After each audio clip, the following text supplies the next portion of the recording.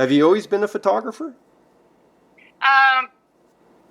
No, I haven't. Just, I don't know, the past, maybe when my grandchildren came along, I took more photos, I think, and then I went to a better camera and a better camera. Right. And then I began birding.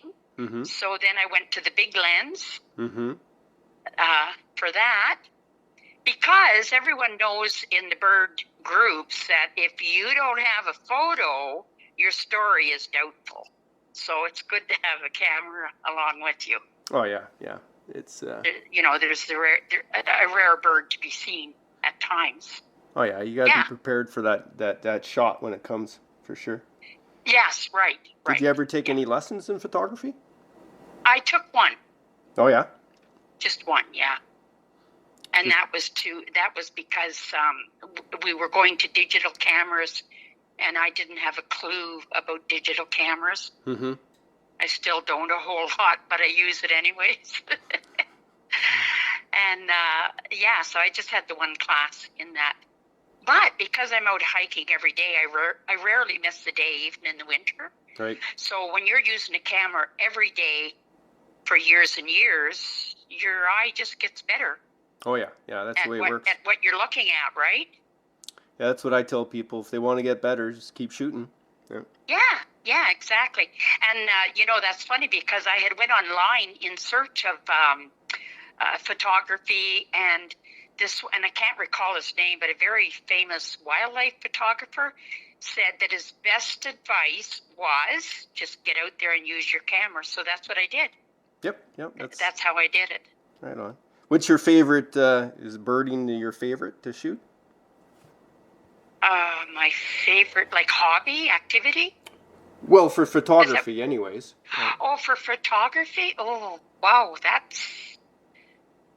no, not really my favorite. Like some people like flowers, some people like animals. Yeah, but usually my attraction is maybe the color. Oh, right. So I think in terms of color, not so much the subject. That's interesting. Yeah. It's different. You catch unusual. That's where you could get your unusual shots. Yeah, it's all about shapes and lighting, eh? It is, absolutely. You're pretty good at it.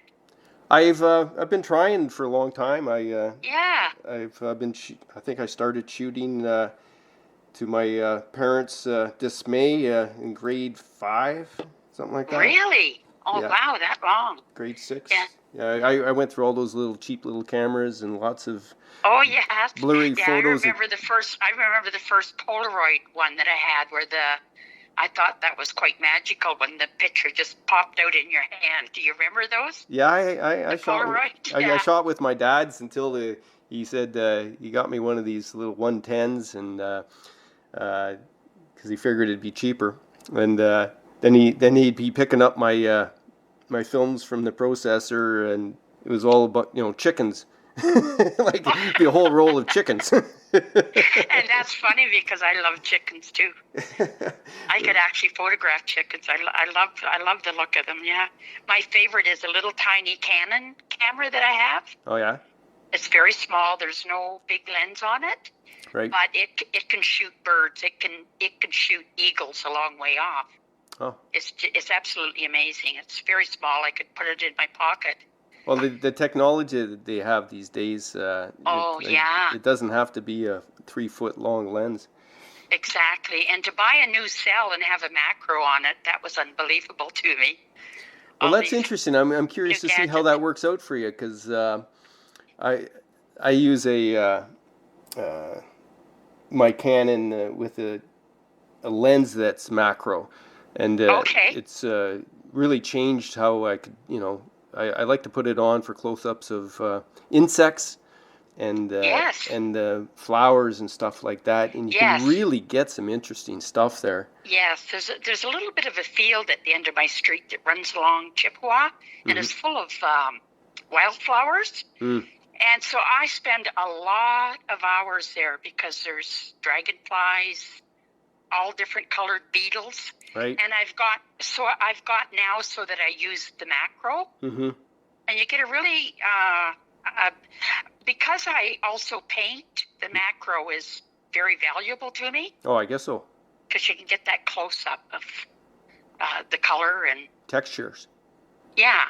Yeah, it's really nice when you can see texture in photos. Yeah. Yes. And sometimes there's an extra something there that you wouldn't have noticed if you didn't have the macro. So I've been having a whole lot of fun with that too. Oh, right on. Have you been painting for long? Well, I took 2 or 3 classes probably about 30 years ago, but I never had time to paint very much. But in the past few years, I've been painting a lot, and Laurier Woods has a festival every summer where we let the kids come and paint. I have them paint on rock or on wood. Right. So that's been, and I had a couple with Sudbury Science when they come down here to North Bay. So I had 143 kids painting last time, which I loved. Oh, that's cool. And the part I loved the best is one kid at this Sudbury Science Festival thing. He comes up to my table on a blowing up dragon. So out of all the kids, he was quite interesting to come up on a dragon and start painting. I thought that was hilarious. Wow. But yeah, so that's probably also I've painted a lot with my granddaughter, so I kind of got back into the painting. Oh, so I just did a brown creeper. I just finished a brown creeper. I like painting the best probably on the driftwood. Right. And I paint a lot now, probably almost every day. What's a brown creeper? A brown creeper, it's like a little tiny bird. Oh, okay. He's like a nuthatch. He goes straight up and down the tree. Right. Okay. You could walk by him 100 times and not see him because he blends in with the bark. Okay. So he's a cute little thing. Yeah, we see him in Laurier Woods sometimes.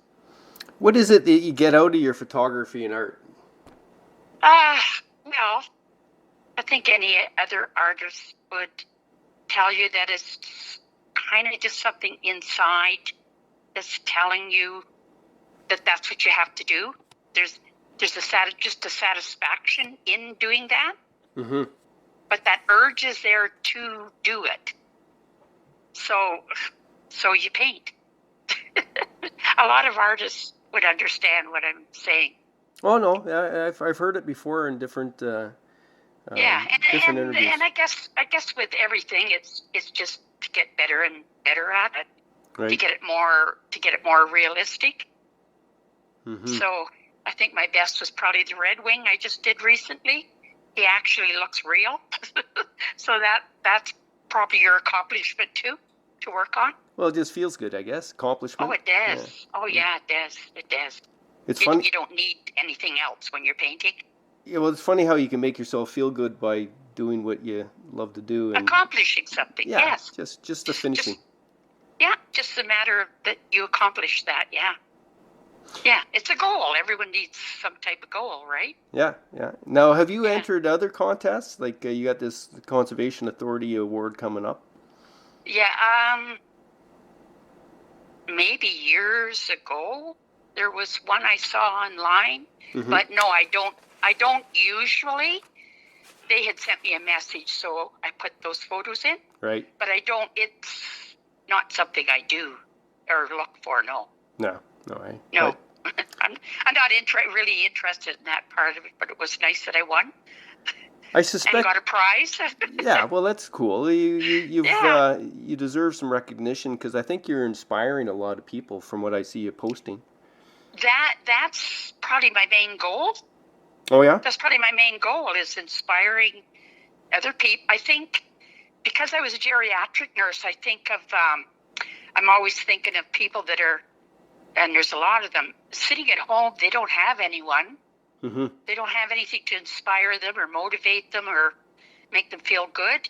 And so if I'm doing that, it's worth it. Yeah. It's really worth it. Yeah, that's what I think is what we do sometimes, and is an example for others. Yeah, and the same with kids. If you can get them interested in a frog or the different types of trees or different types of birds, I mean, that's amazing. That's probably going to stay with them the rest of their lives. Oh yeah. So that's worth it too.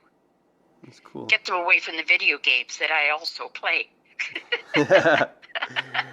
You know, I've never really got into video games. It's something I could never do. I don't know why. Well, I was fascinated when my granddaughter was little. I had a Mickey Mouse one for her, right? And I secretly thought it was fun myself. So, but you know what? They were also. I realized they were also learning math. They were learning math. They were learning colors. So they can be educational. Some of them can be quite educational at the same time. Yeah, some are better than others. Others are definitely not as the violence, positive. Some are not as positive for sure, and waste of time, right. I think. But you know, to each their own. That's right. I've long figured out that what I think is good is not necessarily good for everybody. Yeah, see, there you go. We're better just to focus on our own interests, and like you said, let the other guy do whatever he wants to do. Yeah, we can't raise everybody's kids, and good thing. That's right. Certainly. That would get pretty tiring. Well, and you know, I can't imagine every parent can say they've done it perfectly either. So. No, that's never going to happen. So everyone should relax in their parenting. Well, yeah. I know, because I had 128 kids here in my home, so I think I could safely say that. Just relax and spend some quality time with them. Yeah. Is what it's all about. It's the quality time. Yeah. And 5 minutes can be gold compared to 2 days with a kid that's not working out. So it's the quality of the time that you're spending. Yeah, that makes all the difference. That's a good way to look at it for sure. How long were you a geriatric nurse? I only worked at it a few years. My kids were small, and my husband was then working away a lot, so I wanted to be home more with them. Mm-hmm. So I only worked at it a few years, but I still look out for them. I still have them on my mind, and I help when I can, especially if they lose their car, which is common. I find out in parking lots. I'll walk right up and say, "Did you lose your car?" And they'll say, "Yes, I can't find it." So that stuff stays, that training stays with you to look out for them. Right. Yeah, so you can nurse that way too. My affinity for seniors and interacting and working with them started when I was like 15 or 16. Actually, I was a maintenance guy at a seniors home. Oh wow! So interesting. I did the lawns and the shoveling, and I cleaned the rooms and whatnot. Okay. Yeah, but I used to play cards with the ladies in the afternoon on Saturdays before I'd go out partying. Well, I had a very close connection to my grandmother, so I've always been very, very fond of the elderly. Mm-hmm. So I always enjoyed that. I still do when I see them on the trails at Laurier Woods. Right. To get to know them, and yeah. Oh, that's cool. They got they got so much knowledge, Well, yeah, I see some people that seem to treat seniors as foreigners. Foreign to them, right? They don't see the connection. It's weird, but it's a loss, I think, to most people if they don't have something to do with people older than yourself. Yeah. Yep, I think young kids and old should connect a little bit more in nursing homes. I think it would be good for both of them. Oh, for sure. Because we have perceived ideas of them. Respect and appreciation. Yeah. Yeah. So where are you going? So where are you going to be hiking this weekend? You going up north? No, I'm with Friends of Laurier Woods, and I'm also with Nipissing Naturalist Club, mm-hmm. and we're doing it's members only. But if we don't get flooded out, we're going to do a hike into Gauthier Marsh. Have you been there? No, where's that? You can get in off the Cranberry Trails. Oh, okay. And so that would have come all the way up to Champlain Park. Right. So that area in there has got some really nice trails. So we're going to do that if it's not too wet. When's it scheduled? What? It's I think it's Sunday at 1 is when we're going in. We usually have a pretty good group. We went before. So we do different hikes with the Nipissing Naturalist Club. Right. We've, went up to Temiskaming, Tobogamy, and Pine Lake, any places that we can find a different trail to do. Would they mind if I showed up and kind of covered it a bit? Oh, no, I don't think they would mind at all, no. Oh, okay. Well, maybe if the weather's good and it's going on Sunday at 1, I'll try to find you. Because we would meet in the parking lot at the Cranberry Trails. Okay. But I can let you know if it's canceled or still on. Yeah, please do. Yeah, please Sure. do. Yeah, that'd be great. Sure. Okay. And then I'll sneak a photo of you taking photos. That's what you were trying for, eh? Yeah. That's hard. Ask Clark about having interviews. I'm not an interview person, but this seems to be working. This seems to be working pretty well. I've got my cell at my end. You've got yours at your end. So well, sometimes that's more comfortable for people. That's right. And that's right. I've been doing it for a little while, so I try not to. You got a lot of. Were you not? How long were you with the Nugget? I was with the Nugget for 18 years, starting in the year. I thought so. Starting in the year 2000, but I've been a journalist since 1987, 88. Oh my goodness! Yeah, and now you're winging it on your own. Is that it, Dave? Yeah, pretty well. Yeah, that's what I'm doing. I get the magazine, and I do these. And you find that all fun? Like you're having fun with that? Yes, I get a deep sense of accomplishment. Yes. I'm making it work. I'm not making $1 million on it, but it's working. Enjoying it's paying for itself. Good.